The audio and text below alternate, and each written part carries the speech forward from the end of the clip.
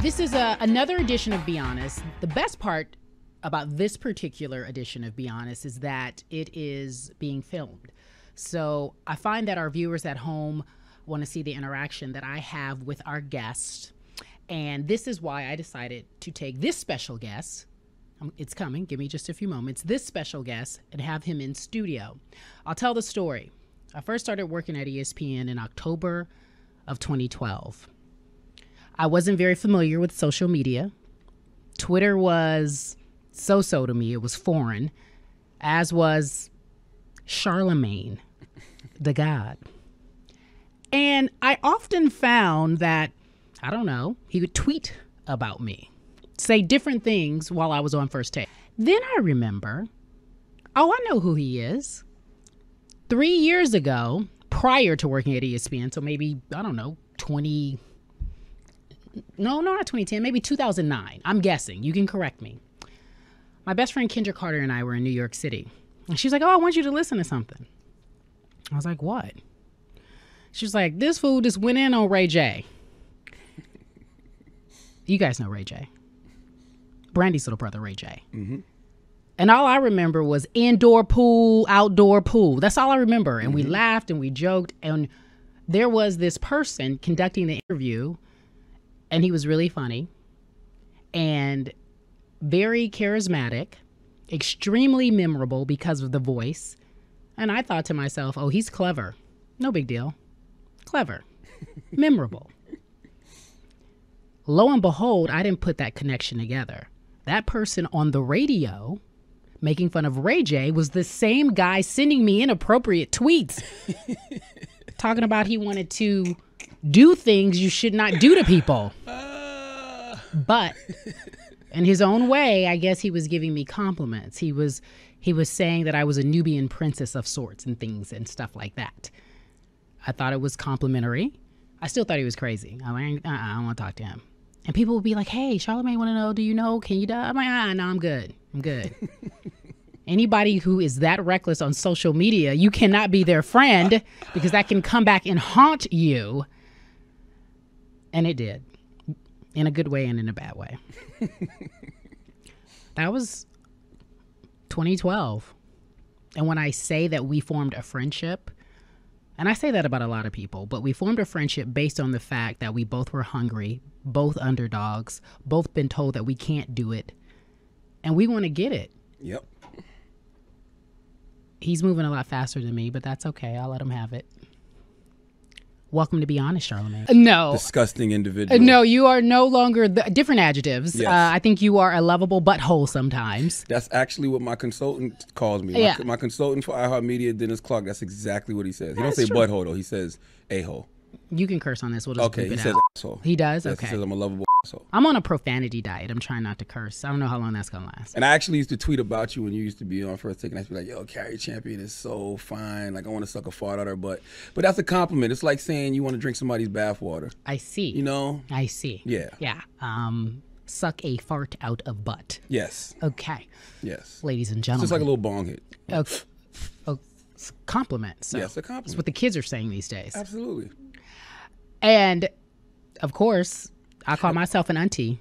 I don't know what that means. I was afraid. You're a fly auntie. I'm a No. I'm a fly auntie? Yeah, I'm getting to that space too where they Uh-huh. be like Uncle Shaw, like all the interns be like Uncle Shaw. I be like, yo, wait a minute, like, what you mean Uncle Shaw? Like, but Joe, you got these 19-year-old kids. We grown, you know, and pay bills. Yes, and we could, I guess, be their uncles and aunties. Guys, I call myself auntie all the time. I'm okay with that. I'm okay with that title. I still want big bro. Okay. Big bro, big homie, you know. Cousin? Big. I like big homie, big bro. Uncle Shaw is like, whoa, now I don't have grades and stuff yet. Yeah, and you look really young. Really? You do look really young, especially the way you dress. You know, you look like you could be a kid on the streets. Well, I be throwing on suits and stuff too now. It depends where I'm at. Okay, well, Like I was at the NAB conference last week. I threw on a blazer and hey, it's not some nice not disrespect. We're all friends. You look like you can twerk a little bit too. Don't get it twisted. Don't act like you out here like you just dressed like you just came from church sometime. You know, you look like you still know how to pop that poom poom for a goon. I don't know what that means, ladies and gentlemen. And that leads me to my next topic. Do you hear what he just pop that poom poom for a goon? Goon? Yes. Oh, that would be a guy. A thug. A thug. Okay. Yes.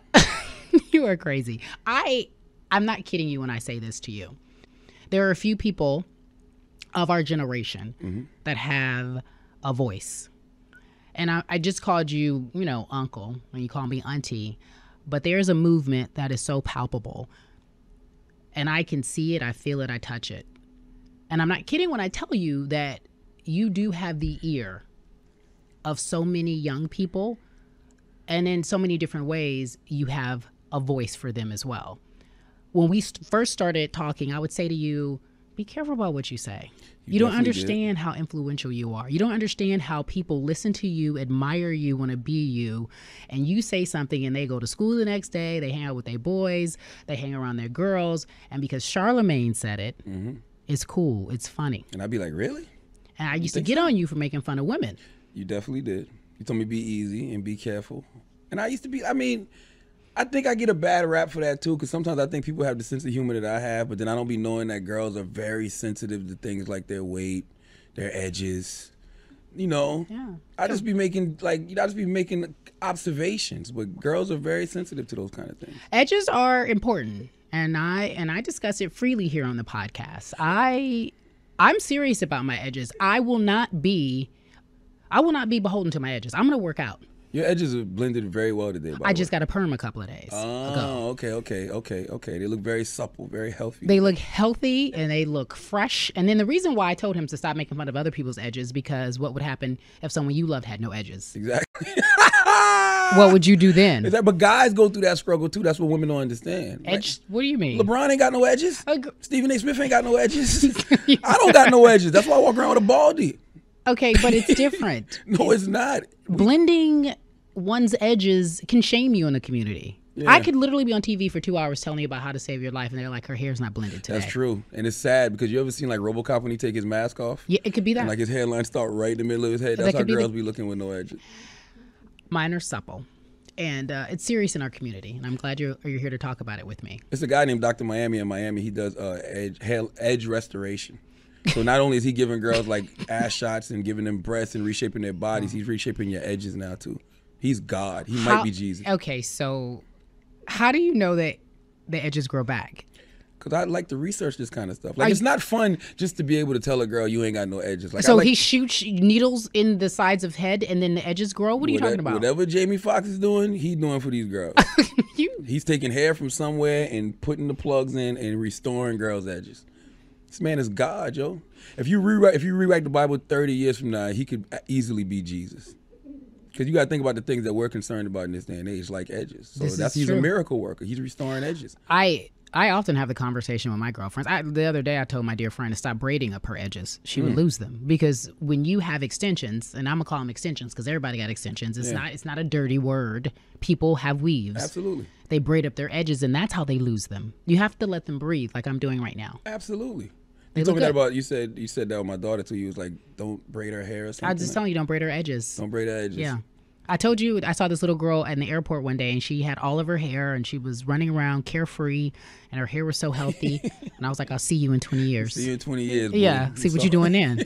See what you're doing, running around here, shaking your hair, moving your edges in front of me. That's a shame you thought about that with that little girl. That little girl wasn't doing nothing but living her life, and you over there hating on her edges.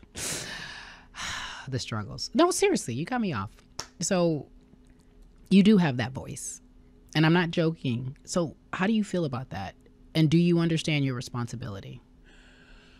I think that I understand my responsibility, but I think I really don't have a responsibility to raise anybody else's children, but I do have a responsibility to put out the energy that I want to get back, because I live in this world with these kids. So if I'm saying things that are negatively influencing these children, eventually I'm going to have to, reap that energy that I put out. You know what I'm saying? Like if I'm teaching kids how to just be, a bunch of idiots, and they just out here thugging and they out here glorifying the wrong things, like the drug culture, like the gun culture, like the gang culture, I still got to live in the world amongst these kids. You know what I'm saying? My kids have to live in the world amongst these kids.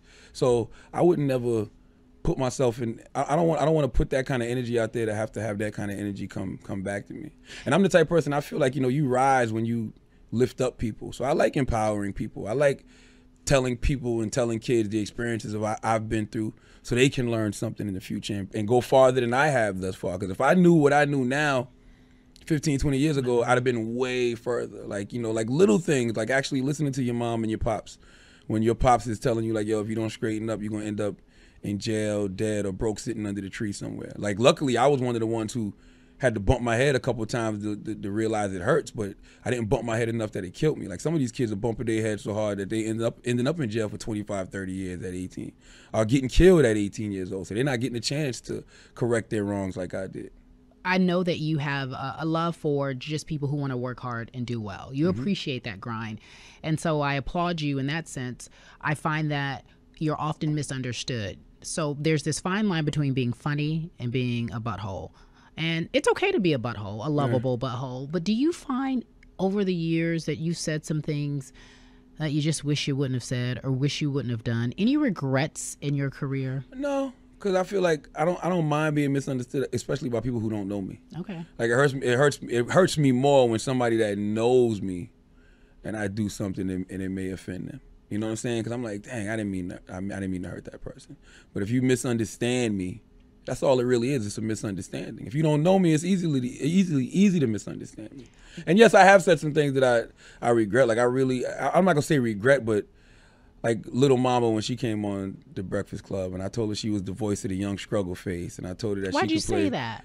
Because they set me up. They told me that me and her was gonna be playing the dozens with each other. Oh. But either they didn't tell her, or maybe just what I was saying was more harsher and more cruel. Like I told her that she could play, you know, Keisha Cole's Mama Frankie. And that's not in nice. A biopic. And yeah, it wasn't. It wasn't nice. Perhaps clever and funny, but not nice. And she cried. And that made you feel bad. It did make me. She didn't cry because of what I was saying. She cried because Angela Lee brought up her mom. So maybe it was a combination of everything because her mom passed. God bless the dead. So it did make me feel a way. Like when I see that clip now, because that was 5 years ago. I'm grown. I'm a different individual now. So when I look at that clip now, I'm like, yeah, I may have been a little hard on Little Mama. Maybe a little more. You know. Than a little hard. Yeah. I told you about that. You did. That's what made you tell me I need to start respecting women. Because it's not like I disrespect women. No, but it's a different medium, especially for brown women, because we have such a tough time in the world, period. Yeah. And so we don't need that from our brothers as well. I agree. Like we should lift up people in general, but especially all women. Because, you know, women are the greatest resource that we have. And like people always like to talk about, oh, there's so many no good women around here. Yeah, because there's a bunch of no good men that are making them that way. You're right. You know, women reflect off the man. That's what I was always taught. I was always taught the man is like the sun, like the foundation of the solar system. The women is like the moon. And, you know, the moon reflects off the sun. So, yo, if we see a bunch of no good women, it's probably our fault. Women, 9 times out of 10, react to how men make them feel. Absolutely. So you're absolutely right with the reflection. We do share something in common, a philosophy. I've been very vocal about how I feel about Floyd Mayweather. I am not a fan. Mm-hmm. I find it hard to root for someone who has a domestic abuse history and appears to be very nonchalant about it and not necessarily repentant. I'm sorry. He just doesn't. He may have said I'm sorry to the women that he's had these altercations with, but he comes across very arrogant. Absolutely. And so you one day had an idea. Tell the folks about the idea and the fallout from that. Because, I mean, I feel like Floyd in a lot of ways, too. I got to fight to sell, you know, which was also the wrong reason to do it. Like, you know what I'm saying? That, like, to me, that was doing something in malice, you know. And one thing about me, I may say things and they may come off as harsh, but I never do it in malice. Like, it always comes from a good place. For me, it comes from a place of honesty. It comes from a place of truth. But in that particular situation, I really was just thinking about nothing but ratings and blog hits, like honestly, truthfully. And I was thinking, oh, hell no, Jimmy Kimmel's trying to get this dude to come on his show and read, and we got him actually reading right here. I'm not gonna let Jimmy Kimmel scoop us. Like, let's go. So we did. And that's the competitor in you, and that's one of your greatest qualities. But I find one of our greatest qualities can also be one of our worst qualities at the same time. I agree. And my justification for it was when everybody was like, oh, you can't do that to Floyd. I'm like, Floyd beats women. Stop it. You know what I'm saying? Well, like, you know what I mean? Because you called me Yeah. And you asked me, how'd I feel? Yeah. Well, I too am speaking from a very subjective place. Nothing objective about what I'm saying. I was like, he doesn't respect women. He has a history of abuse. He's done things that are completely inappropriate that have been documented, but yet the media continues to turn a blind eye. So if you're putting bad information out there about people, Floyd, why can't this happen to you? That was my take to you. Don't feel bad about it. Don't feel bad. But your response was, well, a couple of people I respect are calling me and telling me I did the wrong thing, or they are tweeting and saying that was wrong. You don't ever disrespect a man like that. Another man should never show another man's weakness on that level. And it was confusing to me because I'm like, since when we start rooting for the bad guy? Like, I always say, don't feel sorry for the bad guy. Like, if something happens to Charlamagne, don't feel sorry for me because I am the bad guy. Okay. People look at me and they say I'm the bad guy. I embrace the villain role. I was gray on it. Like, that was my initial take. Yeah. Gray, though, because as much as I don't like him and I don't want to root for him, there is something extremely sad about a grown man who may not be able to read. And that's what really made me feel bad when I started realizing it's a lot of illiterate people, especially in our community, because there was people that was like, yo, man, I ain't like that because I used to get teased when I was young. And man, some people, their greatest fear in life was getting called on by the teacher in class. You know what I mean? And so they really was upset. So I felt bad for these illiterate folk. Yeah. So I felt like I could have played it a different way. Like, instead of playing the audio and basically saying, man, we got to fight to sell, bump that, yada, yada. That's what I was saying on air. I should have, been like, yo, this is sad. This is why people have to get education. You adults that can't read, I don't care how much money you have, go out there and learn how to read properly. Go hire a tutor. Like, you cannot be walking around this planet, I don't care how much money you have, and can't read a sentence. Yeah.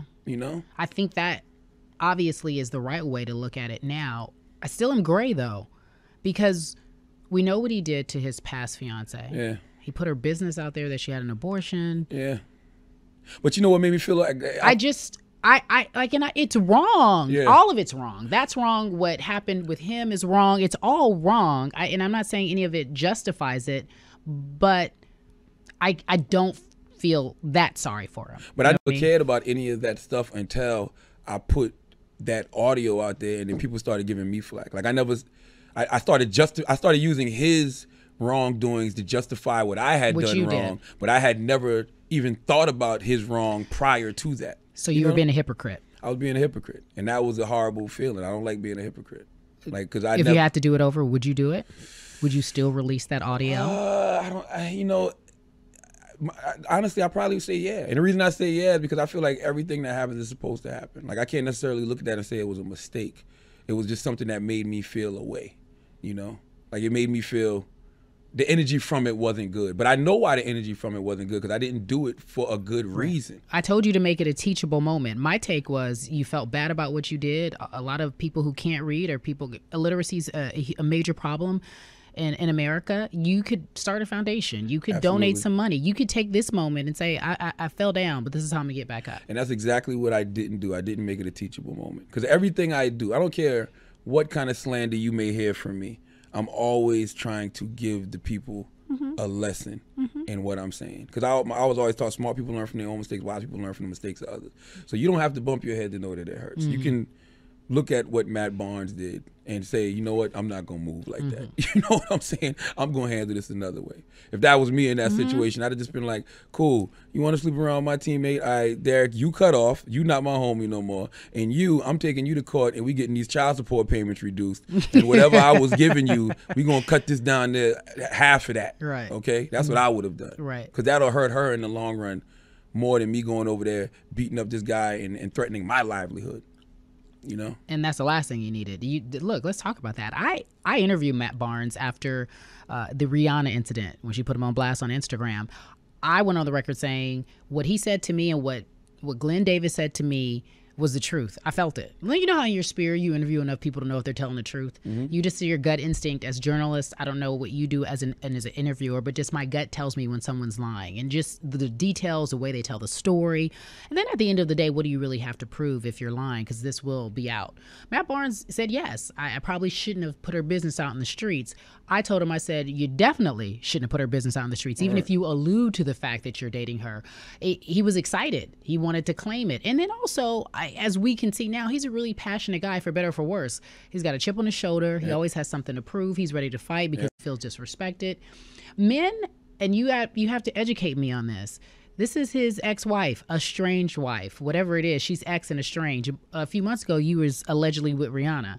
How do you have any type of ownership over me and who I'm dating at the house that you bought because you pay the payments or you give me money? Yeah. Like, no, you decided to leave me. I did that. I had 2 kids from her. I'm still paying all your bills. That's his choice. That's very true. But yo, you might listen.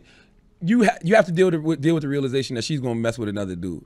But you ain't finna mess with my ex-teammate. And Derek Fisher should have known better. I was gonna say, then he should also be talking to Derek Fisher. Like, not really though. Why? Why is it her responsibility? Because I feel like she should have more loyalty to Matt than Derek has to Matt. You trying to tell me Matt probably has never had any type of interaction with any of her friends, any of her ex-friends? And I don't know how close him and Derek were, but if Matt had the opportunity to holler at one of her girls that she's not that cool with, would he walk the other way and be like, nah, you know my ex-wife? He probably smashed, but that's all it would be. Like, Derek should have just smashed, kept it moving. You don't need to be laying up in the house. That's what that I said. Matt bought. That's what I said. That's what Fish needs to worry about. Yeah. Like, none of he that. made it a relationship. I'll tell you what, Jalen said, and I don't know if you talked to him about this on your show, Jalen Rose said on the His and Hers podcast, he was like, you know, he has a daughter, and the baby mama has a baby by someone else who played in the league, a football player. Andre Rison. Yep. I read the book. Okay, I read Jalen's book. Andre Rison. Yeah. And essentially, he said, I never went to her house. I never, ever would hang out at her house because I knew it was a house that he had paid for. And if he ever felt like at any moment, at any point in time,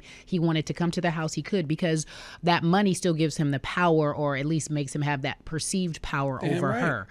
And the kids. These are still my kids. We share custody of these kids. If you got my kids. So can she roll up on you and be like, listen, you gave me 2 kids. No, because you don't pay no bills over here. I see. You ain't bought this house. Sorry. But that's why I do women not like it. But that's why women need to be independent. Oh, that's why women need to have their own. Who are you talking to? You can't be on no reality show. Who are you talking to? I know you got it. Yeah, but my point is that it still isn't fair. Like, you can't have it both ways. You guys want it both ways. You can't be in the news and allegedly saying I'm dating Rihanna, and then, or whomever else you're dating, and then get mad at me because you see me possibly hanging out with Derek Fisher. Now listen, Matt Barnes is extra corny for what he did with the Rihanna situation. Like getting on video and saying that you kicking it with her and y'all ain't never met. Whatever, even if y'all was kicking it, for you to jump out there and say that, he realized that was corny. That. And right. whatever chance you had of smelling her panties is gone. Okay. Or even if he was, you just don't say it. You just don't say it. It was corny. Right. You know? But in this situation, he was corny for going over the house and fighting Derek Fisher, but I totally understand why he did it. Because we have kids So can together. we just agree that's just a man thing? I think Derek Fisher broke code all the way. Yeah. But for him to go to the house and be like, what you doing here? I don't know if it's just a man thing. Okay, so wait a second. If it wasn't Derek Fisher, would it be okay? I think if would he be all the way wrong if it was just some random old Joe? No, I think Matt would do that with anybody. Okay. I really do. I think it probably hurt more because it was Derek Fisher and they used to be teammates. But I think he would have done that with anyone. If you FaceTime your child and your child says, "Yo, such and such is over here," what? She got a man in the house? Okay. Listen, I told you I'm gonna keep paying these bills, but you ain't gonna have no men over here. Okay. I give you enough money that you can buy a hotel. That's what you're saying. So she can't have any men in the house, but she can go and date. She just got to take them to the hotel. That's it. You can't have no man around my kids like that. Because first of all, when is enough time pass? When is enough time pass? When that man makes a commitment to you. When the new guy you're dating has made a solid commitment and to said, you. "Let's be together. Let's be together forever." He done put a ring on your finger. They getting married. They engaged. Something. Like, and we know everybody gave me flack because how do you know they weren't moving toward that? That's a relationship. They're courting right now. That's dating. Well, figure it out. Like, how long have y'all been? First of all, I need to know how long y'all been together. Because this is what women don't understand when they got kids. Tell me. If you got kids, right? You start dating a guy. You're dating that guy. You need to thoroughly get to know that man before you introduce him to your children. Because you don't know people nowadays. You read stories all the time of boyfriends killing. We don't even know if they kids. don't know each other. That's true too. We don't know. Gloria and Derek in this alleged relationship could have been seeing each other for a long time because it sounds like something serious. She picking him up from the airport, you hanging out at the house with the family. But Derek didn't just get a divorce? No. He filed for divorce a while ago. But yeah, no. They've been separated. Yeah. Okay. Oh yeah, we don't know the situation. Yeah. But clearly Matt didn't either. And that's why Matt spazzed out. All right? And that's what it all boils down to at the end of the day. You gotta let your baby daddy know. You got to let your ex-husband know. You have to. Okay. And vice versa. I was about to say, so I want to know what is your obligation if Vice you have versa. a baby mama? Men too. Okay. Men are just as stupid for bringing girls that they just met around their kids. Just as stupid. Like you don't know people. You don't. You're still getting to know this person. Right. So why would you bring them around your children? I read too many stories all the time of, adults abusing kids. The boyfriend killed the kid or whatever. Didn't something like that happen with Adrian Peterson? This is also my take for Derek Fisher. I think you know what kind of man Matt Barnes is. He's clearly a hothead. He was your teammate. You knew what he was about. Why would he even put himself in that situation? As if that situation wasn't ripe for something to burst and happen the way that it happened. Yeah, he's a Looney Tune. Like put it like this. Derek Fisher's 40-something years old. Okay. It's plenty of women out here. It's a lot of vagina out here. You did not have to mess with Gloria. That particular one. No. Help me understand this. What is it about dating the same women? What is it about professional athletes that love to date the same woman? And literally, I mean the same woman. Like they don't mind having, like, you give me the one. No, and I'm not judging. I just don't know what it is. So help me. Is it like she's approved? She's got the stamp. She is okay. I ask myself that question all the time. Not just with athletes, with rappers and singers. It's like they all deal with the same chick. So I'm thinking of it like this. Either these guys are like giving really good hoe faxes. And what I mean by hoe faxes is you're describing these girls and you're like, yo, this poom poom is amazing. Her mouth game is amazing. So these guys feel like, oh, I got to go get me some of that too. Or maybe it's like a status thing. Maybe you don't really feel like you've arrived until you've knocked off a certain chick. Like, you remember when Superhead was popping? I guess. Superhead had this book. Sure. And she talked about all these different industry folks she was messing with. Yeah. Maybe you didn't feel like you arrived until you got some head from Superhead. That's the only thing that makes sense to me. Okay. And don't get me wrong, it is a small pool of women out there that are extremely beautiful. Like, everybody has these trophies, so to speak, that you really want to knock off. Like Kim Kardashian at one point was a trophy that all the rappers wanted to get with. Amber Rose, you know what I'm saying? There's all of these girls that we see on a consistent basis on Instagram, like you want to knock that off. So I think it does become like a status thing. Like, you may not feel like you've arrived until you've knocked off this certain chick. Okay. You know? And then you don't want to feel left out. If all your boys is talking about a girl they smashed, you're like, well, shoot, I want to get some of that too, since all of y'all getting it with. I'm not hot. I'm not popping. Okay. You know? Okay. Well, thanks. I don't understand it, but okay. I don't get it either. Or it could just be some perversion. It could be like, yo, I love Floyd Mayweather so much that I.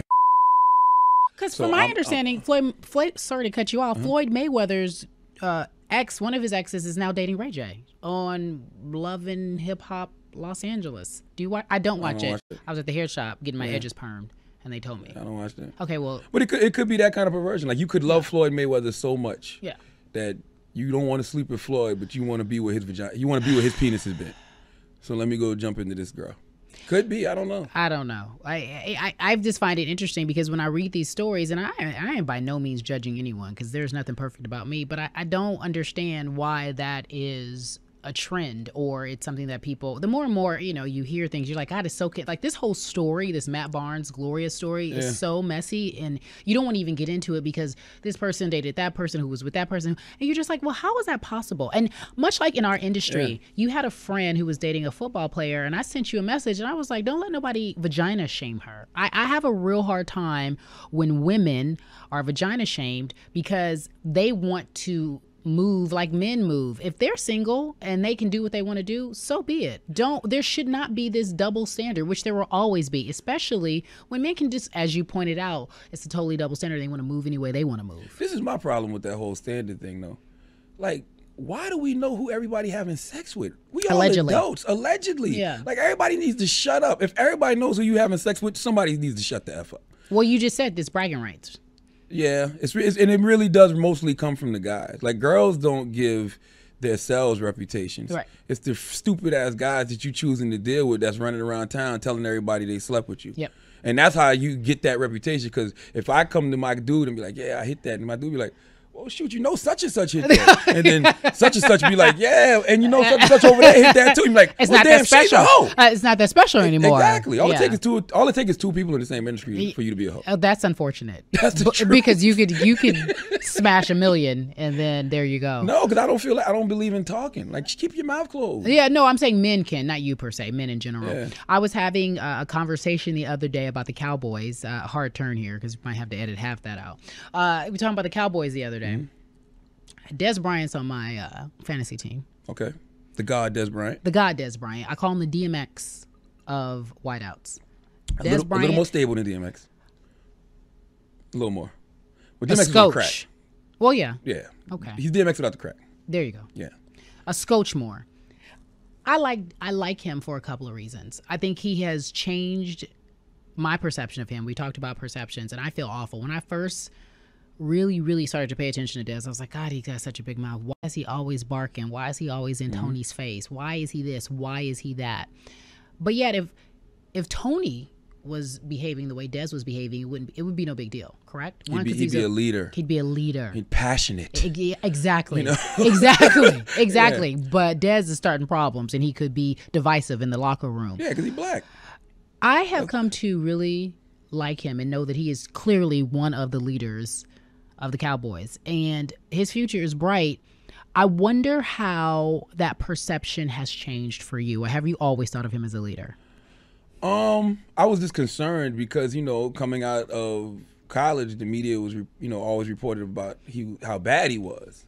And I'm like, dang, I don't want, him to come to the Cowboys and be good and then end up getting in some trouble, and then we don't have this star player anymore. And plus I hate seeing people, ruin their blessings. I hate it. I can't stand when somebody gets the opportunity and they just squander it away by doing something stupid.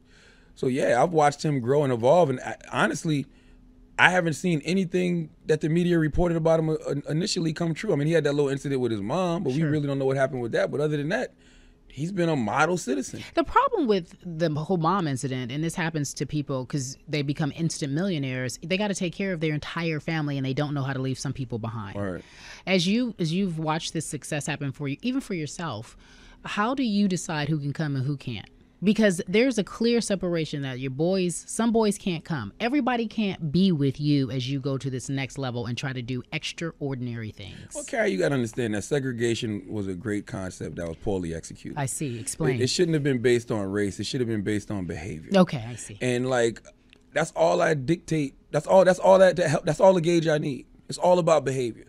If I'm growing and I'm evolving and you're not, and you're still doing stupid things that we were doing 10 years ago that are causing you to get in trouble, I know that if I bring that energy around me, it's going to cause me to get in trouble too. So you cut off. Hey, listen, I am a cold-blooded individual. Family means nothing to me. I don't care if you're a brother, a sister, a cousin, mom, dad. If you are bringing any negative energy in my life, I reserve the right to cut you off. Yep. And I don't have no explanation about it. Yep. None whatsoever. I got people in my family like that right now. I don't deal with at all. I overstand.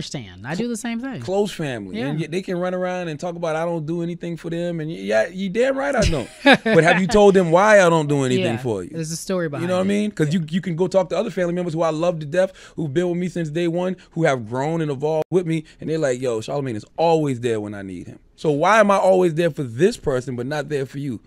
That's the question that needs to be asked. A lot of these kids, especially these rookies, or not even rookies, especially these young ball players, they have a hard time making that division, that separating themselves from the people who still hold them back. Well, that's part of being young. When you get older, you realize that keeping it real is overrated. Oh. The cliche term of keeping it real. Keeping your boys with you. Yeah, keeping your boys with you, man. Yeah. Never leaving the hood. I keep my homies with me. Kendra with us right now. That's my bestie. I see Kendra. That's your day one. She my day one. Listen, any girl that can tell you when your edges ain't on point, I got to keep her around. Your day one. You got to keep her around. She is my day one. She'll be like, you're not cute today, right? And I'm like, what? Okay. See, that's 100 though. Yeah. That's real. Yeah. But I'm like for me, I have no problem cutting individuals off. I don't owe nobody nothing.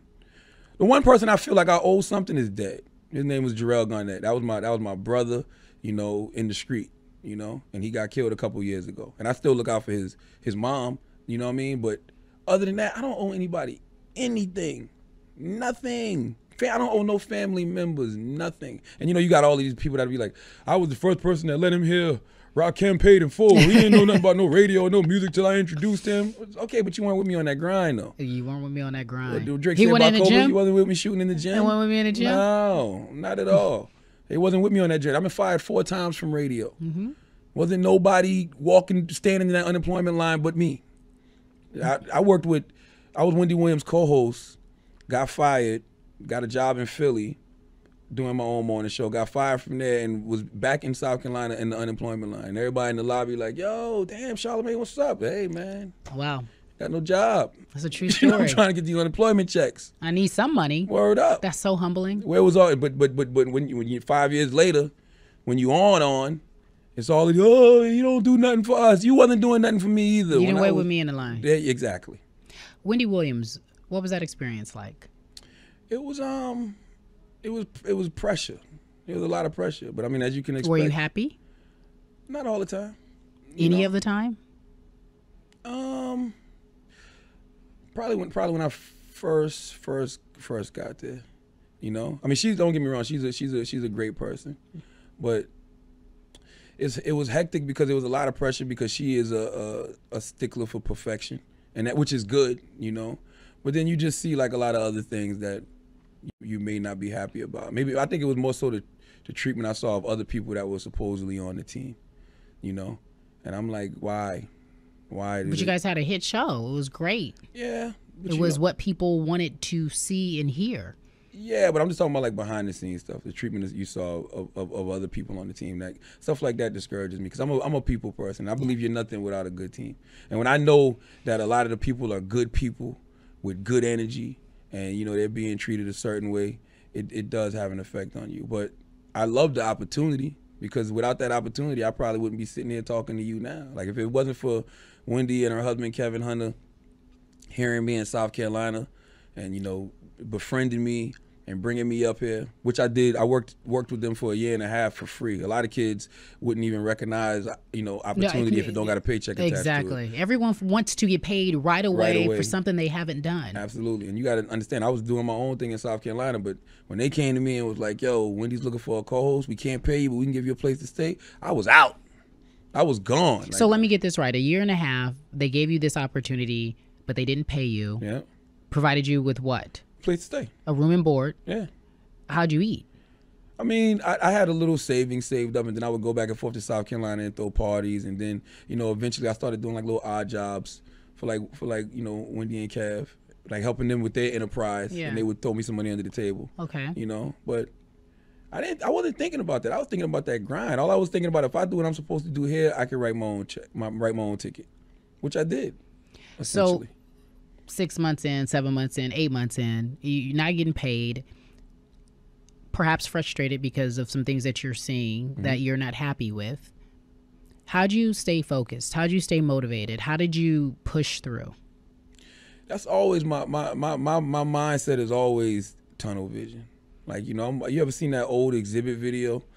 I think it was called What You See Is What You Get. I don't remember what the name of the song is, but he was walking through like LA and it was just all type of mayhem and chaos going all around him. You know I don't know what you're talking about. Auntie don't know. But that's how I feel in life. Like no matter what's going on around me, I know that I have a goal that I'm trying to reach. And I know that God has a plan for me. And I think that's one of the reasons that I was kind of upset in that situation, because I felt like I wasn't connected to my spiritual creator the way I was supposed to, you know. And I was kind of getting caught up in the whole lifestyle of New York and thinking this is how things are supposed to be. And this was like my first real industry experience. You know what I'm saying? I'm coming from the dirt roads of South Carolina, and, you know, now I'm rubbing shoulders with one of the greatest radio personalities in the country, now one of the greatest daytime TV host in the country, you know. She has it. She's it. So it's like I never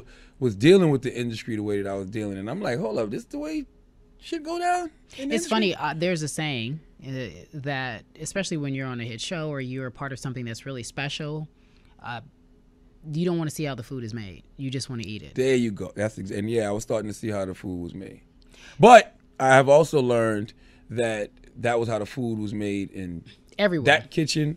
Every kitchen. Not, I mean, certain. Yeah. I think anything I think anything with any success to it, there are some things that, not even, yeah, I would say even success to it, there are some things that you just don't want to see. You're right. No, I agree with that. You just don't want to see it. I agree with that. And that's why that's why I'm committed to change it. You know what I'm saying? Like, I feel like, you know, the success I've had, I want to be the total opposite of everything I've ever witnessed. I want to be the nicest person in the room. I want to treat everybody with respect, from the custodian to the CEO of the company. You know what I'm saying? I want to... The who?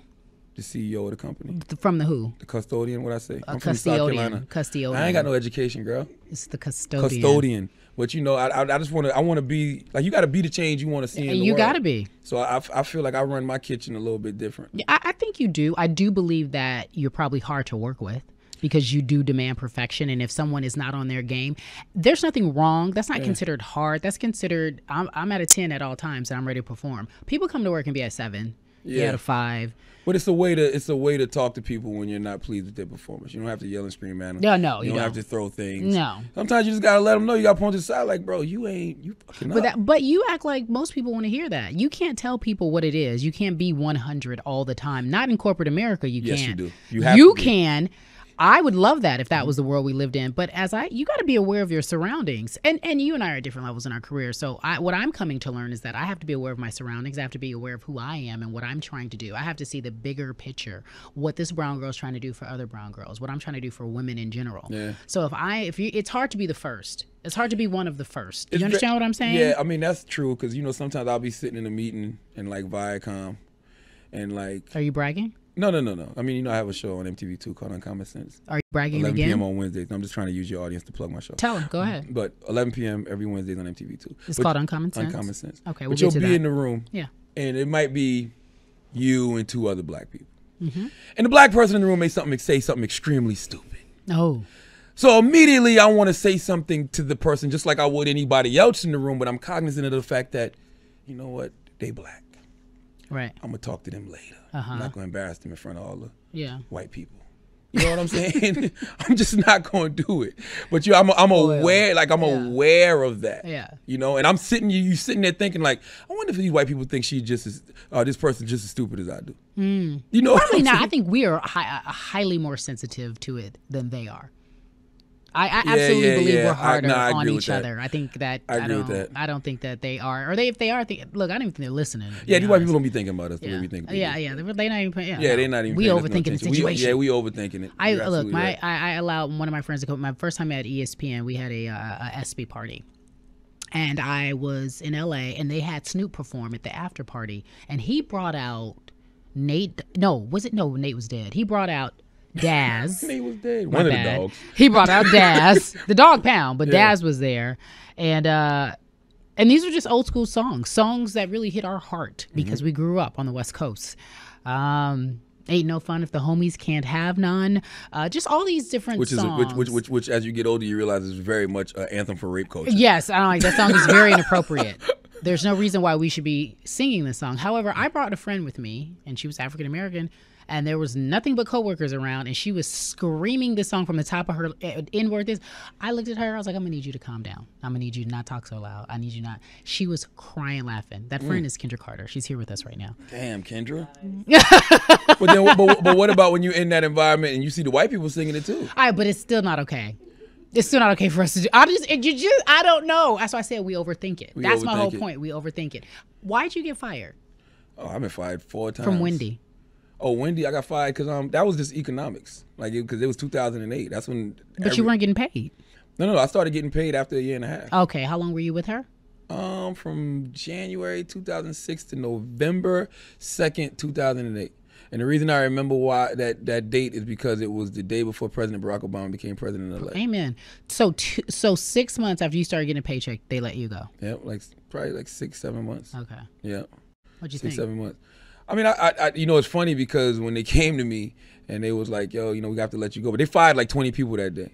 And I was like, well, can't I just sit here and keep working for free like I was doing before? Yeah, why not? And they was like, nah, that's not even what I was doing was illegal to begin with. Oh. We can't be in New York radio and not be part of the union and not be getting paid. So what Kevin and Wendy had me doing was illegal to begin with. So I salute them for that. I love them for that. But I got fired. And then I was out of radio for like 6 months. And then I got hired by 100.3 The Beat in Philly to do my own morning show. And now look at you. Now the Breakfast Club The Breakfast Club started in November 2010. We're nationally syndicated in 38 markets throughout the country. #1 morning show, 18 to 34. Number 2 in New York behind Elvis Duran. Salute to Elvis Duran. And like we're #1 urban, 18 to 34 across the country. Yeah, I hate that word urban though. I do too. The reason I hate the word urban because it's like urban don't just mean black anymore. It's everybody. It's everybody. Hip hop is a culture that has transcended all genres. Which is why I tell you, have fun, but use your voice.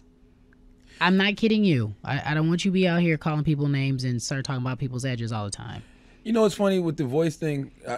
You asked me earlier. I wanted to answer that. It's like I don't like people who come off as experts. I don't like people because I think sometimes when you start realizing the power of your voice, you start to sound like. Yeah, like I'm better than you, and I know this. Yeah, everybody, no, but you don't have that problem. You're going to stay humble. That's just what it is because it took you too long to get to where you are. When people get success late in life, I've never seen them really blow. Well, I mean, for the most part, I never see them forget because you keep your day ones around you are people who really keep you grounded. Yeah. I think you'll always have that. You touch base and you check in with your spirit to make sure that you are still who you are because that keeps you hungry. I told you I like to hang around kids who are like around, and excuse me for saying kids, but you get somebody like in their late 20s who just trying to get it. Auntie. Auntie be like, let's get some white Zinfandel because they know what they're doing. They hungry. They want it. They see it. They want to be where you are. And they're like, how can I do that? Yeah. And I like the hunger that they have because it keeps me on my grind. It keeps me doing one of my 10 jobs. I mean, that's how I feel. I mean, that's why I like talking to people like you because, I mean, the energy is different. Like, I like approaching things as a fan. And, like, I feel like me and you are still very much fans of each other, of each other, but also of the businesses that we're in. Yep. You know what I mean? Like I love listening to other radio personalities. I love watching other TV personalities and watching how it works. You're like, how'd they do that? That was so great. That's like, yeah, I know. I don't like when people start acting like they are the end all be alls. I don't like that. Like I don't like people that act like know it alls. Like I'm right, you're wrong. People love it. People love that. You're stupid, I'm smart. You're short, I'm tall. Uh-huh. Like I don't like that. I'm tall, you're short. Yes, I am. How tall are you? 5'7". No, for real. I'm 5'7". Uncle. Don't lie to me. I'm 5'7", Auntie. All right. I ain't got no reason to lie. So now you have a show on MTV too. Mm-hmm. Uncommon Sense. Yep. Tell us about it. I mean, Uncommon Sense is just my politically incorrect views and potentially dangerous rhetoric. I like to call it intellectual ignorance. Uh-huh. Because, you know, the reason I call it uncommon sense is because the things that may be common sense to me aren't common sense to everybody. Sure. You know, I used to think, they used to always say common sense ain't so common. Now I'm just like, man, I don't even know if common sense exists anymore. Sure. Like common sense is whatever is sensible to you. Right. You know what I mean? Right, so right. what I think is common sense isn't necessarily common sense to other people. It's uncommon sense. Sure. So, you know, my sensibilities you may not necessarily agree with. The things I think that make perfect sense to me and are common sense to me, you be looking at me like, what in the hell are you talking about? So you're sitting in your room one day and you're like, it would be great if I just had a panel of people that really aren't known but are dope to me philosophically. Yeah. People who have really great common sense or even uncommon sense. Yeah, really great takes, so to speak. And people who don't get heard like that. Like, you know what I mean? I like bringing on people who aren't on TV all the time. Like these social media voices. Like, don't get me wrong, you got some of these kids on social media who think they can do our job. But you know, every day. Yeah, but you put them in front of a camera and a microphone, they like, I don't know. Exactly. But then on the flip side, you have some of these guys that are very witty and charismatic and can oratate when you put them in front of a microphone. I mean, they're few and far between, but they are out there. So I like finding those guys and giving them the opportunity to speak. So what's the end game, if there is one? Oh, man. I mean, the end game for me, it's really not an end game because I look at people like Steve Harvey. I look at Ryan Seacrest. I look at Howard Stern. Those are my blueprints, you know? And like Steve Harvey's in his 50s, and you just look at everything that he's doing at that age, you know? So for me, there is no end game. It may be an end game from certain situations, you know what I mean? Like I may not, of course I'm not going to work at MTV forever. I'm going to be old, you know what I'm saying? Yeah, you're going to age out, I'm going to age out, yeah. You know? Even on radio, I may not be at the 18 to 34 station no more. I may age out, but I don't know, because then I look at somebody like Elvis Duran. Elvis Duran, 51 years old, he's #1 18 to 34. Yeah, Howard was doing it forever in that demographic. So for me, I don't necessarily have an end game because you grow and you evolve all the time. Like there's always new challenges. There's always new opportunities. Like I don't ever want to put an end game on anything I'm doing because I feel like when you do that, then that's when it's the end. Will you ever in your life or in your career soften as you go at so many different celebrities and rappers? Will you ever soften when they come in to the radio station, specifically the Breakfast Club? They're like, all right, you go. Like Kanye was like, all right, I know what you want. Go ahead. Like they waiting for you to get me. Does that bother you that that's your reputation? Will you ever get to the point where you're like, that's not me? And when I hear a 27-year-old, 29, however old he is. 27. When I hear a 27-year-old man tell me that basketball isn't his passion anymore. He feels like rap is. The guy didn't get in no trouble. He didn't get no injuries. I even heard from a very reliable source. I'm not even going to say reliable source. Rich Paul, salute to Rich Paul. Rich Paul specifically said he was trying to get Boobie to come back, and Boobie told him, nah, basketball's not what I want to do right now. I got no choice but to respect that because everything is not all about the money. So I tell people all the time, pursue their passions. If something isn't making you happy, I don't care how lucrative that situation may look. If something isn't making you happy, go do what's making you happy. Like he may not have been happy in the NBA. He may be happy in the studio recording struggle raps. But hey, that's his struggle, and he's entitled to that. What's his style like? Can he freestyle? Do he have bars, as the kids say? He's from Houston. Okay. He wasn't whack. He wasn't whack. It's more like spoken word. It's like real deep. I told him it's depressing. Okay. You know what I mean? Like I feel like the brother's going through something. And we've seen this before. Have we? Ricky Williams wanted to go smoke weed and find himself, and he came back. Michael Jordan wanted to go play baseball, after his father passed. He came back. So he may want to come back eventually. Right now he's going through something. You got to let people live their journey. Yeah. The old me wouldn't be trying to hear that. The old me would be like, you are whack. You are wasting your time. Why are you doing this? I'll just be going in. But the new me wants to understand and wants to ask why before I tell you that you're whack. And you can still sell your fight with the new me. Absolutely. You understand what I'm saying? Yeah, absolutely. You didn't have to be the old you to sell the fight. Absolutely.